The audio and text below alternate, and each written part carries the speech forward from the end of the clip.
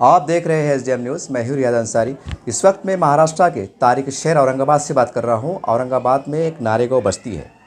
हमारी SDM channel की news और सनराइज़ चैनल की न्यूज़ ये इस एरिए के सर्वे पे हैं, दौरे पे हैं, ताकि यहाँ का एक स्कूल है। देखिए, बड़ा नामी ग्रामी स्कूल है। मैं आपको नाम बताने जा रहा हूँ। Al-Hida primary and high school, English school, Urdu school, और ये बिस्मिल्लाह कॉलोनी नारेगांव के परिसर में आता है। इसकी विशेषता ये है कि ये यही नाम से स्कूल यहाँ पर उर्दू मीडियम चलाया जा रहा है, इंग्लिश मीडियम भी चलाया जा रहा है। और ख़ास बात यह है कि यहाँ पर बॉयज़ को अलग पढ़ाया जाता है मुकम्मल तौर से, लड़की को अलग। जैसा कि मुसलमानों में माहौल है कि हमारी बच्चियाँ गोशे पर्दे में रहे, और आजकल माहौल क्या चल रहा है सबको पता है, उसका पूरा लिहाज करके स्कूल चलाया जा रहा है। तो हमें बड़ा आश्चर्य हुआ कि चलो वहाँ पर जाके सर्वे करते हैं। चलिए, तमाम बातों का अहाता करेंगे ताकि नारेगांव में रहने वाले लोग और अतराफ़ के जो बस्ती के लोग हैं, उनके जो माँ बाप चाहते हैं कि हमारे बच्चे बच्चियाँ बेहतर स्कूल में जाए, बस उनकी मालूमात में इजाफा हो और उनको इत्मीनान हो जाए। यही मकसद से ये सर्वे किया जा रहा है, ये मकसद से वीडियो बनाया जा रहा है। मैडम, हमारे चैनल में आपका खैर मकदम स्वागत है। क्या कहेंगे, पहले आप ये बोलिए कि आपकी स्कूल की विशेषता है, क्या ख़ास बात क्या है? ख़ास बात स्कूल की तो ये है कि हम क्वालिटी एजुकेशन पे पूरा फोकस करते हैं, और अल्हम्दुलिल्लाह हमारी कोशिश ये है कि हमारे जो नारेगांव में जो स्कूल हैं, जहाँ पर इलिटरेट लोग ज़्यादा हैं, मुख्तलिफ़ गाँव वगैरह से आए हुए हैं, इनकी ख़ुद की तालीमी हालत सही नहीं है, और ये लोग ख़ास ये चाहते हैं कि ये लोग कुछ नहीं कर सके, इनके बच्चे अच्छी तालीम हासिल करें। तो उसी नीयत से यहाँ पर नारेगांव में ये स्कूल खोला गया है। तो हम चाहते हैं कि इनका मकसद पूरा हो, और हमारा कौम और मिलत का जो खिदमत का जो हम स्कूल उसी नीयत से चला रहे हैं, तो वो भी पूरा हो जाए। तो क्वालिटी एजुकेशन हमारा दावा है। मैडम, अक्सर ही देखते हैं जैसे ये परिसर में ये नारेगांव, ये बहुत सलम बस्ती कहलाती है। यहाँ के हमारा सर्वे रहा है कि 60 से 70% लोग खात मजदूर है। अब ऐसे हालात में इंग्लिश मीडियम से पढ़ाना और इतनी आलीशान बिल्डिंग में पढ़ाना, आज सारी बातें यहाँ पर सहूलत दस्तियाब है। तो आपका एडमिशन का तरीक़ेकार क्या है, डोनेशन का तरीक़ेकार क्या है, ताकि पेरेंट्स आ सकें? देखिए, जैसा कि आप बताएं कि ये परिसर जो है तो स्लम एरिया है, और जैसा मैंने बताई कि लोगों में अवेयरनेस ज़्यादा है कि हम कुछ नहीं कर सके, हमारे बच्चे पढ़ना है। तो यही जज्बा यहाँ के नारेगांव के लोगों का इनको उभारता है, यही जज्बा कि हम अच्छे से अच्छे स्कूल में पढ़ाएं, और इंग्लिश स्कूल में पढ़ाने पे भी ये लोग ज़्यादा अहमियत दे रहे हैं। इसकी वजह यही है कि ये लोग चाहते हैं कि हमारे बच्चे कुछ ना कुछ करें। रही बात जैसा फ़ीस वगैरह, बहुत कम से कम फ़ीस में, नॉमिनल फ़ीस में हम इंग्लिश स्कूल और उर्दू स्कूल दोनों स्कूल इनके यहाँ के एरिया का ख्याल रखते हुए उसी मौजूद फ़ीस में हम स्कूल चलाते हैं। फिर भी मैडम बता सकते हैं आपकी, जैसा कि यहाँ पर कोई ज़्यादातर लोग मट्टी काम को जाते हैं, होटल में काम को जाते हैं, मजदूरान तबका ज़िंदगी गुजारते हैं लोग। अगर मान लीजिए किसी पेरेंट्स की, किसी माँ बाप की ख्वाहिश है कि भाई मेरी बेटी या मेरा बेटा इंग्लिश मीडियम में पढ़े, डॉक्टर बने, जो भी उनका सपना रहा होगा, ये सपना है, तो उसको एडमिशन करते हो कितने पैसे देना पड़ते हैं, कितनी रियायत रहती है, ये बता सकते हैं आप? जी बिल्कुल, रियायत दी जाती है। ऐसे लोग जो वाकई में मुस्तहिक़ हैं और ख्वाहिशमंद है बच्चों को पढ़ाने के लिए, रियायत भी दी जाती है। बाज़ वक़्त बाज़ बच्चों की फ़ीस भी माफ़ की जाती है। इस तरह से हमारा तालीम निज़ाम चल रहा है। फिर भी आप बता सकते हैं कि यहाँ पर ऐसे कितने माँ बाप हैं कि जो ये आपको ये खुल के तौर से कहते हैं कि बाजी हमारे शोहर मट्टी काम को जाती है, या बच्चा यतीम है, बहुत गरीब है, हम किराए से घर के, ऐसे कितना फ़ीसद है आपकी? मैं तो बताऊँगी कि ये 0% में है, क्योंकि ये लोग मेहनत कर रहे हैं, मजदूरी कर रहे हैं, लेकिन एजुकेशन को लेके कॉम्प्रोमाइज़ बिल्कुल नहीं है। ये मेरा अपना ज़ाती तजुर्बा है कि ये लोग कुछ भी करते हैं, लेकिन यही कोशिश करते हैं कि फ़ीस भी दे सकें और बच्चों को अपने बल पे पढ़ा सकें। कुछ पेरेंट्स ऐसे आपके पास आते हैं कि जो चाहते हैं कि भाई हमारे बच्चे आगे बढ़े, उनको कुछ इमदाद की ज़रूरत हो, जैसे कापी है, किताब है, यूनिफॉर्म है, ऐसे कुछ है माँ बाप? हैं, कुछ पेरेंट्स ऐसे हैं जो जिनकी माशी हालात ख़राब हैं और वो नहीं कर पाते, लेकिन कुछ वो लोग भी कर लेते हैं और कुछ स्कूल से मदद हो जाती है। जी मुझे बाजी कि यहाँ पर ये स्कूल कितने शिफ्टों में चलाया जाता है? मतलब एक शिफ्टों में, जैसा कि कहा, एक दो स्कूल है, एक लेडीज़ का है, बच्चों का, लड़कियों का मुकम्मल तौर से, लड़कों का है। तो ऐसी क्या खास बात है? ये ख्याल आपके जहन में कैसे आया? क्योंकि आजकल मखलूत ज़माने का माहौल चल रहा है, तो आपके जहन में कैसा ख्याल आया कि लड़कियों का अलहदा होना चाहिए, लड़कों का अलहदा? यहाँ के लोगों की डिमांड थी या आपका अपना कोशिश से जाती? देखिए, आज का जो माहौल है, मीडिया, मल्टीमीडिया है, स्मार्ट दौर हो गया है। यहाँ पर मोबाइलों के ज़रिए बच्चों की तरबियत, जैसे हर बच्चे के हाथ में एक मोबाइल है। बड़े लोगों को उसकी सेटिंग्स वगैरह नहीं मालूम होती, लेकिन बच्चे आमतौर पे सारी चीज़ें कर लेते हैं। तो इसमें कैसा है, यहाँ पर बच्चे छोटी ही उम्र में बच्चियों को ये मीडिया के ज़रिए बहुत सी चीज़ें मालूम हो जा रही हैं। तो हमारा मकसद ये है कि आज के दौर का तकाज़ा देखते हुए लड़के और लड़कियों को हमने अलग किया है।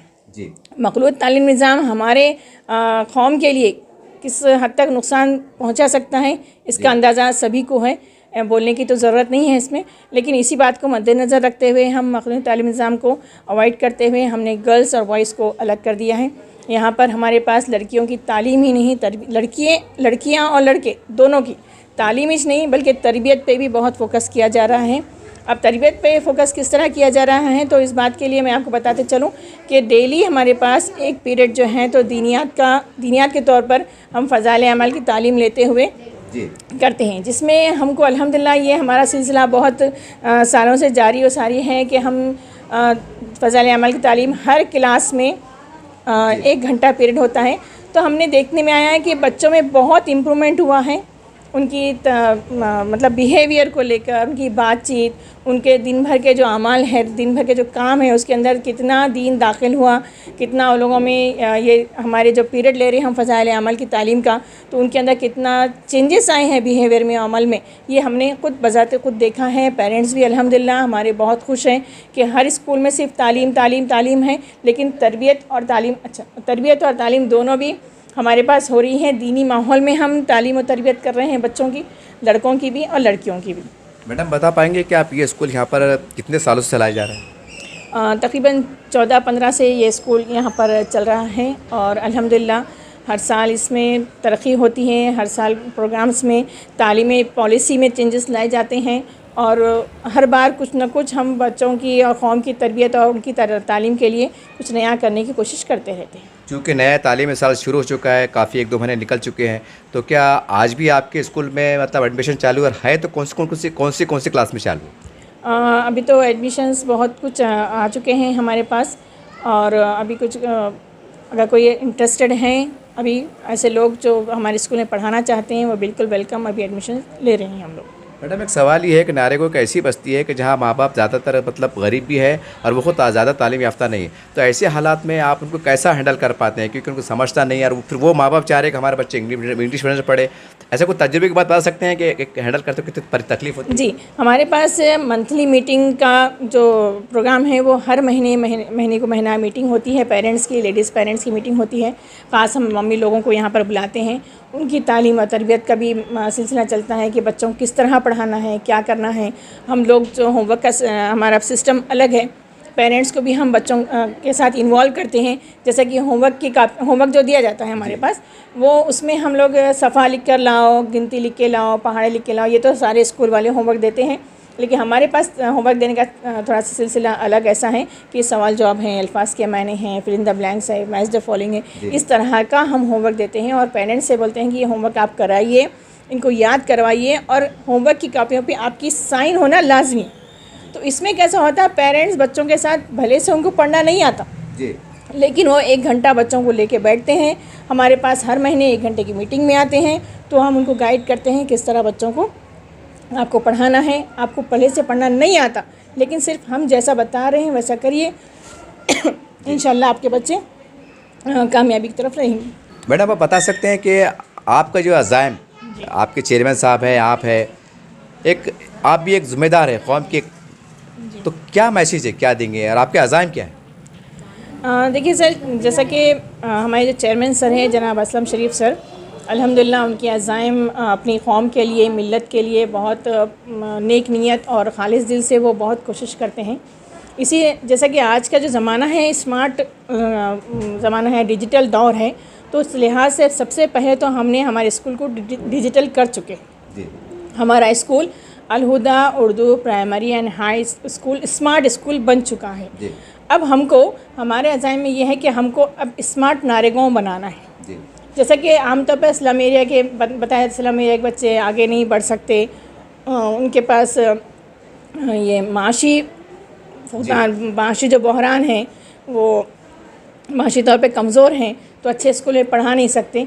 उसी मकसद को पूरा करने के लिए नारेगांव में ये ग्रुप ऑफ स्कूल खोला गया है, Urdu school, English school, high school and junior college, ताकि हमारे स्कूल में क्वालिटी एजुकेशन के ज़रिए, स्मार्ट स्कूल के ज़रिए, स्मार्ट बच्चों के ज़रिए एक स्मार्ट नारेगांव बनाया जाए। हम चाहते हैं कि यहाँ के बच्चे डॉक्टर, इंजीनियर बने, साइंटिस्ट बने और नारेगांव तो क्या महाराष्ट्र में, पूरी दुनिया में ये नारेगांव जो स्लम एरिया है कहलाया जाता है, ये एक स्मार्ट नारेगांव बन के उभरे, एक कामयाब नारेगांव बनकर उभरे। मैडम आखिरी सवाल ये है, देखिए कि आपका स्कूल नारेगांव में है, तो नारेगांव है, इसके अतराफ़ में और भी 4-5 बस्तियां हैं जो दूर दूर से यहाँ पर लोग पेरेंट्स आते हैं, तो उन माँ बाप के लिए और यहाँ के रहने वालों के लिए आपकी तरफ से कोई ख़ास पैगाम एजुकेशन के नाम?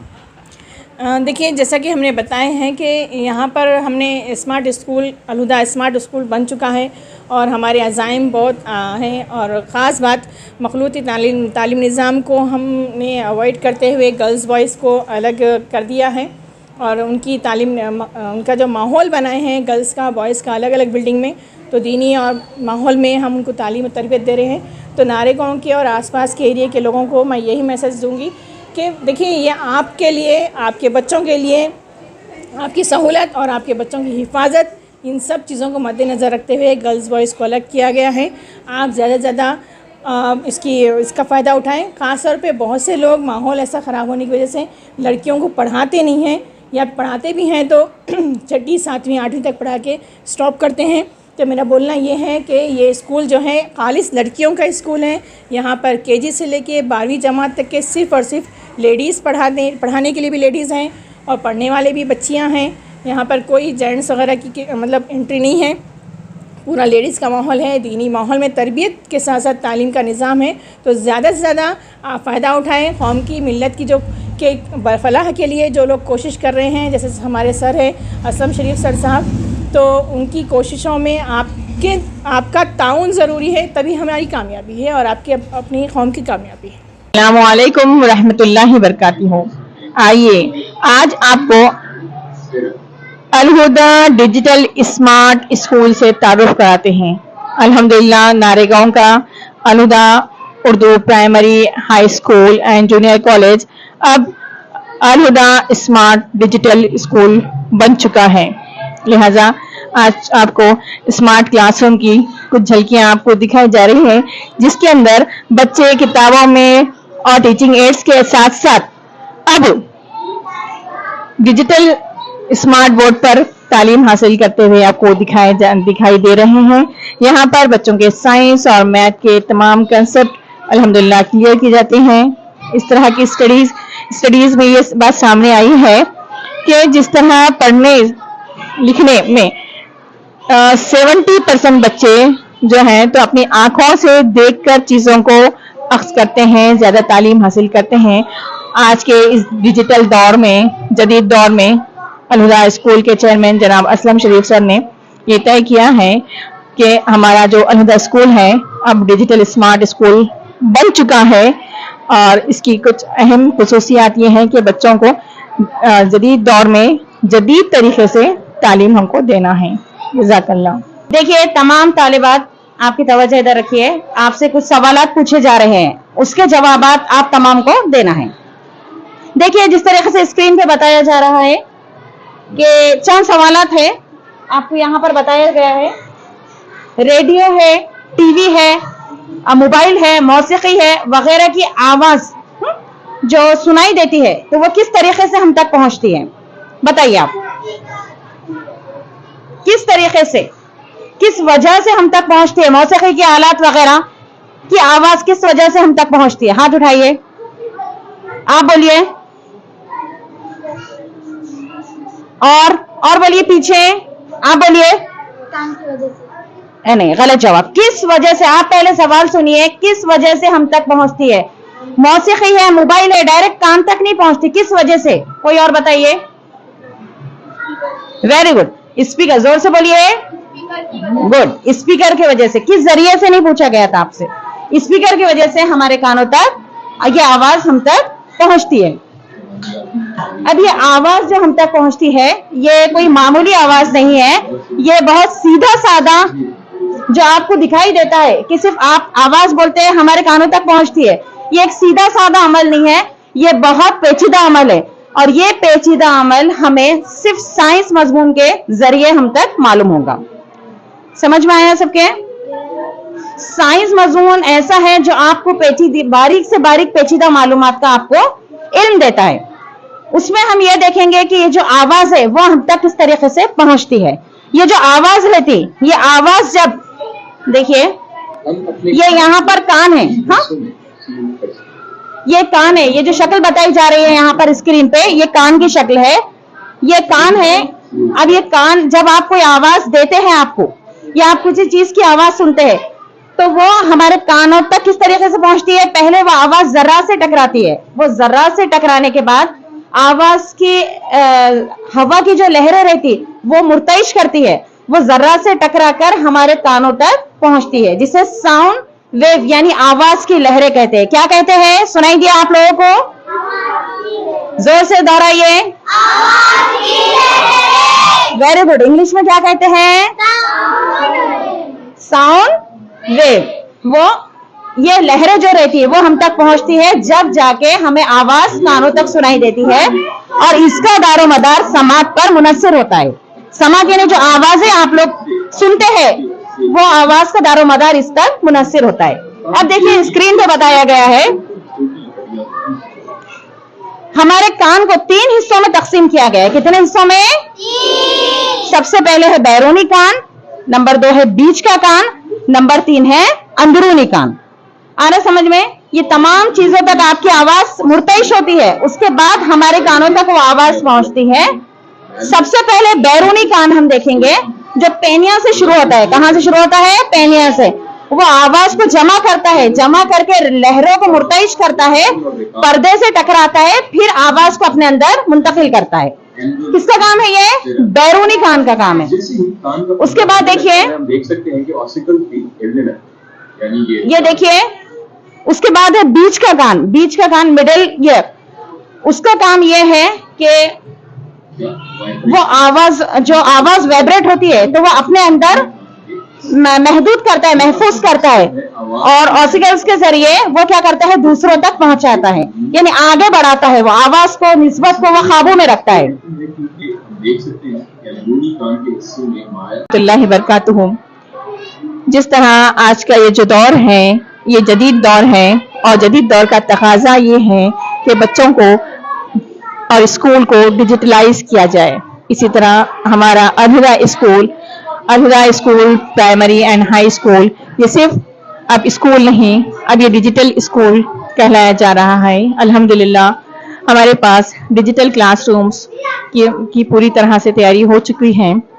इस तरह के आप देख रहे हैं कि इस दौर में डिजिटलाइजेशन के दौर में हर तरफ साइंस टेक्नोलॉजी का दौर है, तो वहीं क्यों ना हम भी हमारे बच्चे जो आज का जो जनरेशन है ये भी माशाल्लाह काफ़ी होशियार बच्चे हैं, इनकी ज़हनी सलाहियतों का अंदाज़ा अभी हमको ये जनरेशन से ये पता चलता है कि जिस तरह कंप्यूटर का दौर है तो ये बच्चों के माइंड भी मानो एक कंप्यूटर की तरह ही है। तो लिहाजा हमारा एक वक्त का तकाजा है कि जिस तरह ये बच्चे भी होशियार हैं और दौर भी जदीद है तो जदीद दौर के दौर में बच्चों को जदीद तालीम दी जाए, जदीद तरीके से तालीम दी जाए।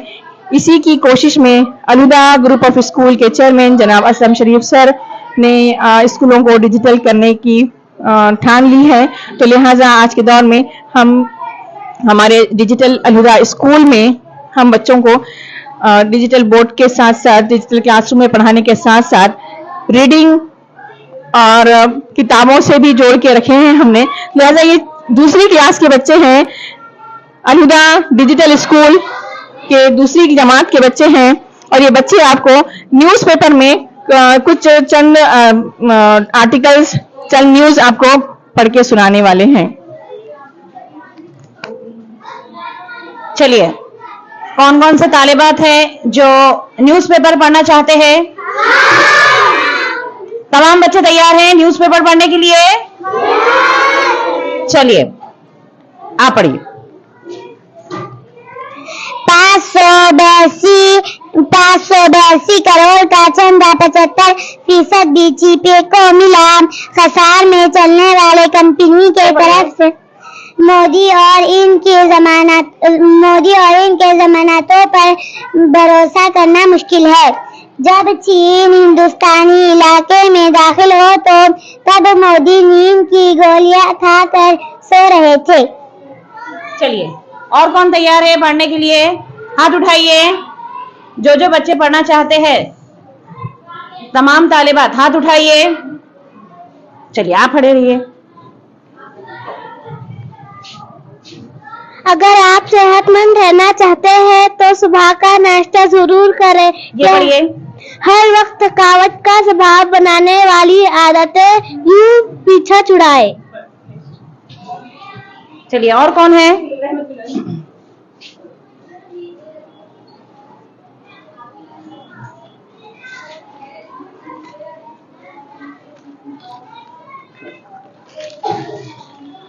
मुल्क भर में तहफ़्फ़ुज़ खत्म नबूवत के तहरीक का सिलसिला जारी। एक मिनट, ये पढ़िए।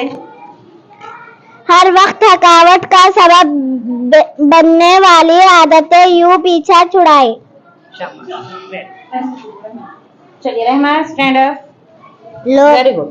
लोकमत Times Delhi CM Kejriwal sent to ED custody till मार्च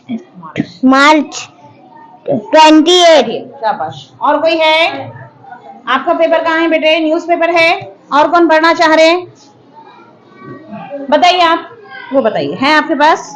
चलिए। महाराष्ट्र के मुसलमान पर अजीत पवार शिंदे का हमला। गुजरात के जीएसटी अफसर ने सितारा में 640 एकड़। यहाँ पर पढ़िए आप। मुंबई हट एंडरन किसी मुर्गी से मुलजिम महरूज आजिज शाह गिरफ्तार। रहमतुल्लाहि बरकातुहू। आइए आपको आज हमारे स्कूल से तारुफ करते हैं। अलहुदा स्कूल अब सिर्फ Al Huda school Urdu primary school नहीं बल्कि अलहुदा डिजिटल स्कूल कहलाया जा रहा है। अल्हम्दुलिल्लाह हमारे पास हमारे क्लासेस जो बच्चे पढ़ रहे हैं वो डिजिटल स्मार्ट बोर्ड पर तालीम हासिल कर रहे हैं, जहां पर हर एक फंक्शन को वाज़ेह तौर पर एक एक चीज को खोल कर बताया जा रहा है। बताया जाता है कि 70% इल्म आंखों से देखकर हासिल किया जा सकता है। इसी मकसद के तहत अलहुदा स्कूल को डिजिटलाइज किया गया है। यहाँ पर बच्चे बड़े आसानी से बहुत हार्ड एक्टिविटी, साइंस की एक्टिविटीज, साइंस के ऑर्गन्स, पार्ट्स, जो भी सारी चीजें हैं, जैसे यहाँ पर कान के बारे में मालूमात दी जा रही है, किस तरह सुना जा सकता है, इस कान के अंदर ऐसे कितने ऑर्गन्स, कितने पार्ट्स हैं जो हमको सुनने में मदद कर सकते हैं।